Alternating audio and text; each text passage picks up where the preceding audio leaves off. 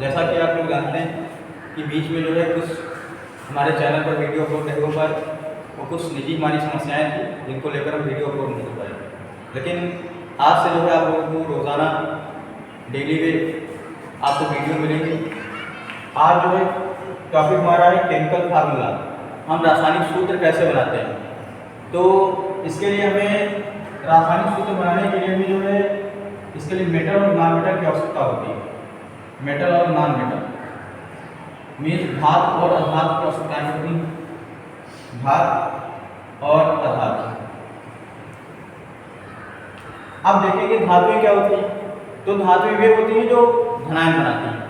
धातुएं धनायन बनाती हैं और अधातुएं ऋणायन बनाती हैं। अब जब ऋणायन तथा धनायन को ऐड किया जाता है तो इनके चार्ज जो होते हैं, आयन जो होते हैं, धनायन और ऋणायन परस्पर एक दूसरे को क्या कर देते हैं, एक दूसरे को जो है समाप्त कर देते हैं चार्ज, और जो है मिलकर के एक जो है एक स्टेट जो बनाते हैं उस स्टेट को बोलते हैं यौगिक। अब जब धनायन और ऋणायन को हमने योग कर दिया इसका, तो उनके चार्ज क्या होगा, स्वतः समाप्त हो गए और यौगिक का निर्माण हुआ। अब जरा देखते हैं कि धनायन कौन कौन से होते हैं और ऋणायन कौन कौन से होते हैं। तो धनायन की जरा देखते हैं। तो धनायन में हमारे पास होता है सोडियम जो Na+ बनाता है, पोटेशियम आता है इसके बाद जो K+ बनाता है, मैग्नीशियम हमारे पास है जो 2+ बनाता है, इसके हमारे पास जो है एल्युमिनियम है जो 3+ बनाता है, जिंक है जो 2+ बनाता है, कापर दो संयोजकताएं दर्शाता है। एक डी ब्लॉक में आता है तो ये दो संयोजकताएं प्रदर्शित करता है। ठीक है, जैसे कापर 2+ में आता है और कापर 1+ में आता है। ऐसे आता है इसमें जो है कापर के अतिरिक्त जो है आपका फेरम मीन्स लोहा को लैटिन भाषा में बोलते हैं फेरम, और इसका लोहा को इंग्लिश में बोलते हैं आयरन। ठीक है, तो भैया फेरम जो होता है वो 3+ बनाता है और अभी 2+ भी बनाता है। इसके बाद बात करते हैं जिंक हमारे पास हो गया। अब बात करते हैं जो है बेरियम की। तो बेरियम हमारे पास कितना बनाता है, तो बेरियम 2+ बनाता है। इसके बाद बात करते हैं जो है हाइड्रोजन की। तो हाइड्रोजन H+ होता है। इसके बाद करते हैं बात लेड की। तो लेड क्या बनाता है, Pb2+ बनाता है। अब जरा इनके नाम लिख लेते हैं। ये सोडियम को क्या कहते हैं, जो इसका नाम हो गया सोडियम, इसका नाम मैग्नीशियम, इसका नाम पोटेशियम हो गया, और ये हमारे पास मैग्नीशियम हो गया,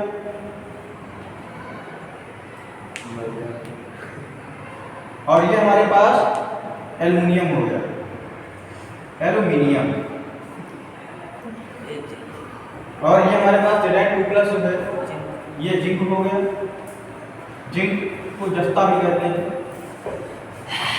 ये कापर, अब कापर दो प्रकार की संरचना दर्शाता है क्योंकि डी ब्लॉक का तत्व है। तो जब कापर 2+ दिखाएगा तो इसको क्यूप्रिक बोलेंगे, और जब कापर जो है एक संरचना दर्शाता है तो इसको जो है क्यूप्रस कहते हैं। ये क्यूप्रस हो गया। जब Fe3+ दर्शाता है तो इसको फेरिक कहते हैं। जब ये Fe2+ दर्शाता है तो उसको लोग फेरस कहते हैं। जब ये Ba2+ दर्शाता है तो उसको बेरियम का नाम है। और ये जो हाइड्रोजन है, और ये अपने पास में लेड है। लेड को Pb लिखते हैं, Pb लैटिन भाषा में उसको प्लम्बम कहते हैं। ये 2+ बनाता है लेड। अब धनायन के बाद बात करते हैं ऋणायन की। तो ऋणायन में कुछ ऐसे ही आते हैं, कुछ गैसें हमारे पास जो ऋणायन में आती हैं।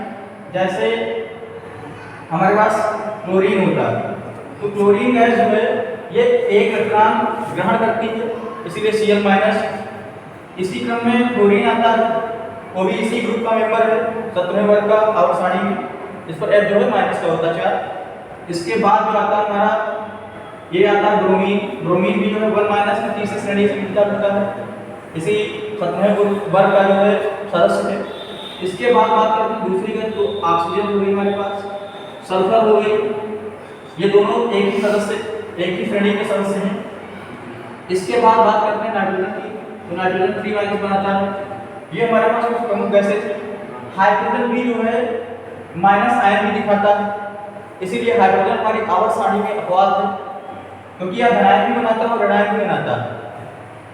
इसके बाद हमारे पास कुछ आयन आते हैं जो मूल रूप से जो है आयन है ग्रुप में आते हैं, समूह के साथ आते हैं।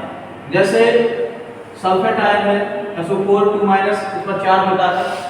इसके बाद जो है हमारे पास आयन में आता है SO3 2 माइनस, इसको सल्फाइड बोलते हैं। इसके बाद में फॉस्फेट आता है उसको PO4 बोलते हैं, जिस पर 3 माइनस आयन चार्ज होता है। और इसके बाद नाइट्रेट आता है NO3 माइनस चार्ज। इसके बाद हमारे पास आता है hydroxide, hydroxide OH minus ion देता है। और इसके बाद जो है एक हमारे पास ग्रुप और आता है जिसको कहते हैं या C3COO माइनस है, इसको कहते हैं एसीटेट ग्रुप। अब इसके बाद जो है जब के नाम लिखे हैं हाइड्रोजन माइनस क्या कहते हैं, जब अधातुएं माइनस चार्ज दिखाती हैं, जब अधातुएं माइनस चार्ज दिखाती हैं तो उनके नाम में क्या जोड़ देते हैं, आइड जोड़ देते हैं। क्या जोड़ देते हैं, आइड। तो हाइड्रोजन से क्या हो जाएगा भैया, हाइड्राइड, हाइड्राइड हो गया। इसके बाद क्लोरीन, तो क्लोरीन से क्या बन जाएगा, क्लोराइड। ब्रोमीन से क्या, क्लोरीन से क्या बन जाएगा, क्लोराइड। क्या बन जाएगा, क्लोराइड बन जाएगा। ऐसे ही ब्रोमीन से क्या बन जाएगा, ब्रोमाइड बन जाएगा। ऐसे ही ऑक्सीजन से क्या बन जाएगा, ऑक्साइड बन जाएगा। ऐसे ही सल्फर से क्या बन जाएगा, सल्फाइड। नाइट्रोजन भी ऐसे ही श्रृंखला का ध्यान रखता है, तो नाइट्रोजन क्या बन जाता है, नाइट्राइड। ऐसा ही है SO4 2 माइनस आयन है तो सल्फेट है, तो सल्फेट आयन हो गया। ये भैया हमारे पास SO3 2 माइनस आयन है तो इसको सल्फाइड बोलते हैं, सल्फाइड आयन। अब देखते हैं PO4 3 माइनस आयन तो इसको कहते हैं फास्फेट।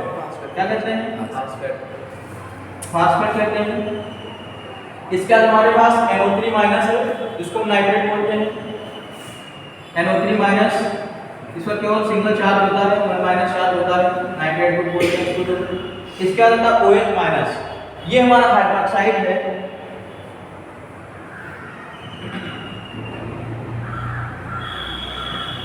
बेसिकली हमें OH माइनस आयन की बहुत ज़्यादा आवश्यकता पड़ती है, बहुत ज़्यादा यूज होता है, क्योंकि जितने भी क्षार हैं तो क्षार क्या देते हैं भैया, तो क्षार जलीय विलयन में वायु अपघटन के बाद OH माइनस आयन देते हैं, जिससे हम क्षारों की पहचान करते हैं।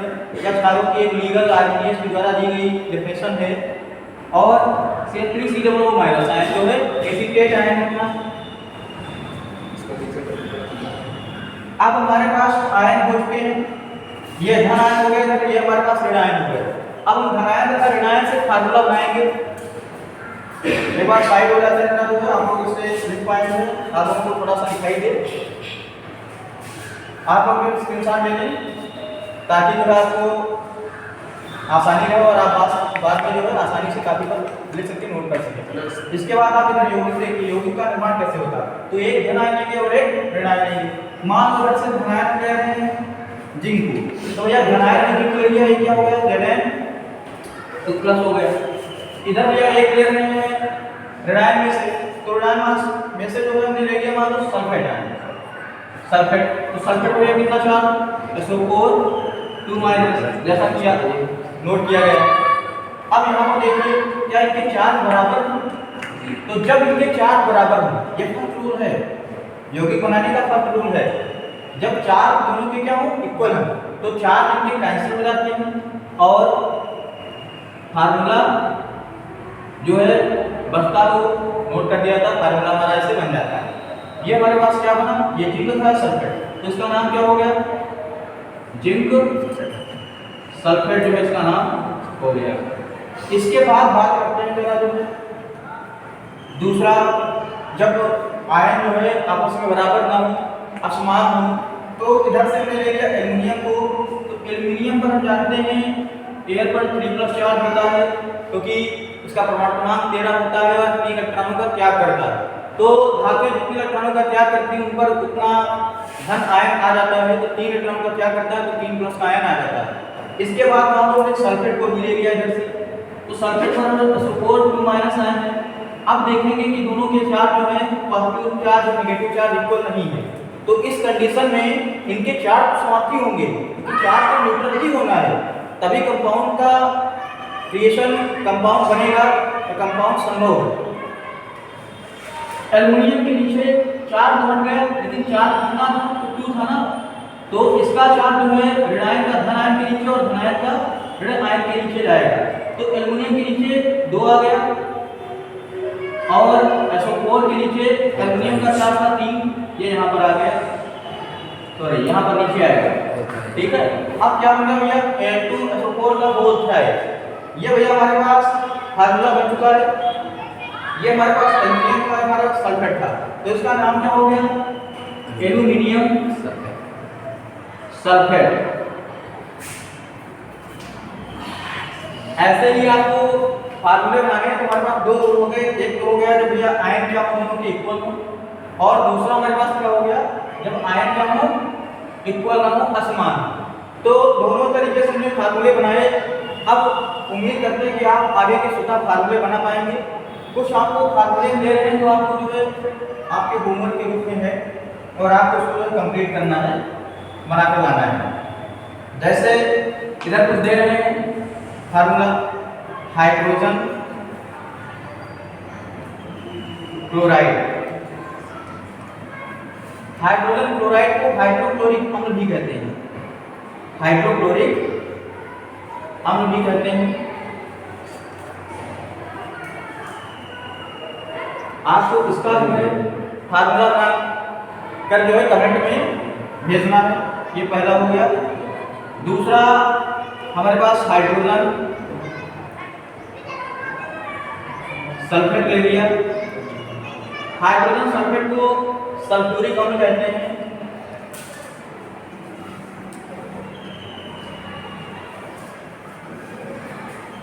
इसके बाद हम बात करते हैं तीसरा पॉइंट जो है, वो तीसरा फार्मूला हाइड्रोजन का इधर से नाइट्रेट ले लीजिए, हाइड्रोजन नाइट्रेट।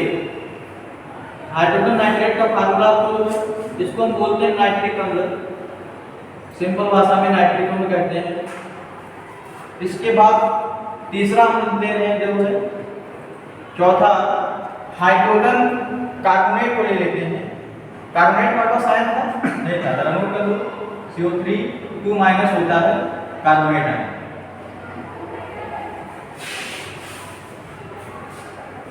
कार्बोनेट आयन में CO3 2-, तो हाइड्रोजन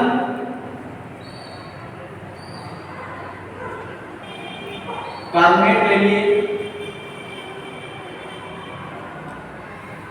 हाइड्रोजन कार्बोनेट को जो है कार्बनिक अम्ल कहते हैं।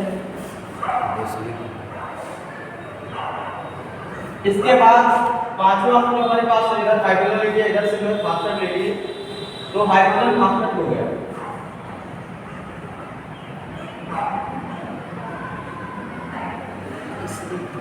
हाइड्रोजन फास्फेट को हम जो है फास्फोरिक अम्ल कहते हैं, फास्फोरिक